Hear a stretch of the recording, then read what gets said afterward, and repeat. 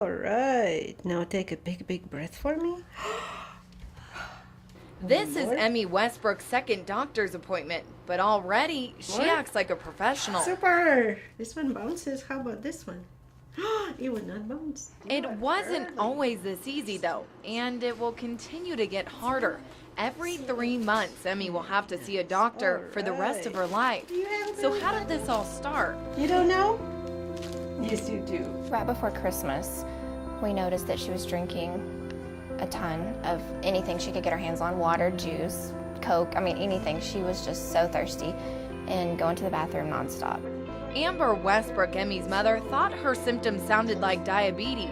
And when she got to the pediatrician, sure enough, it was. And that day was one of the sickest days that she was, and she was throwing up that morning, and he took her blood glucose, and it was 260, and he was 99.9% sure it was diabetes and sent us to UMC.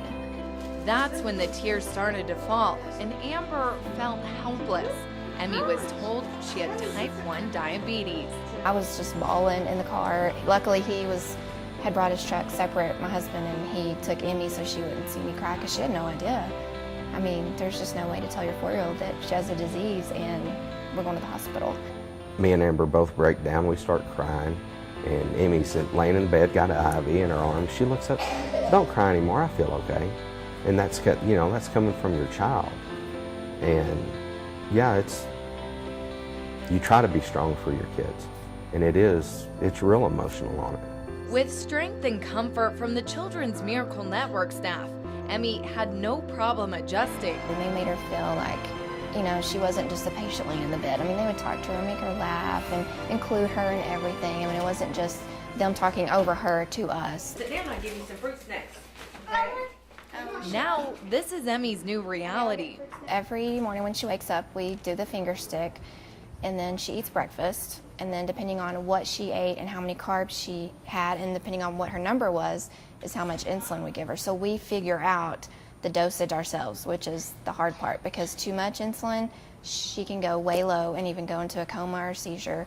Way high is really bad too, because that's what kind of causes problems later on. It takes two people to try to figure it out sometimes, and we still do it today. I talked to her the other day on it. She was out of town and had gone to see her grandparents. I was here working, and I get a phone call, "Hey, her number's here and here. What do you think I should be at because of what she ate?" And it's a challenge.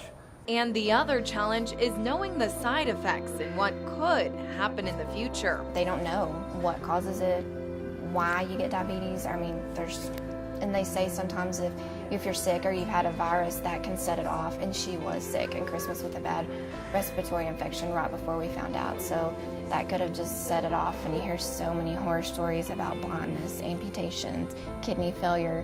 And that's why now it's so important for us to keep her numbers good and do what we can to make sure that her numbers are under control, because when they're not, that's when you have higher probability of having those complications. That's why every day it's a struggle. Amber calls herself Emmy's pancreas, a fighter for her immune system. Her pancreas doesn't make insulin, so we have to give her the insulin. So we are her pancreas, and we are doing what her pancreas should be doing. So that's our job now.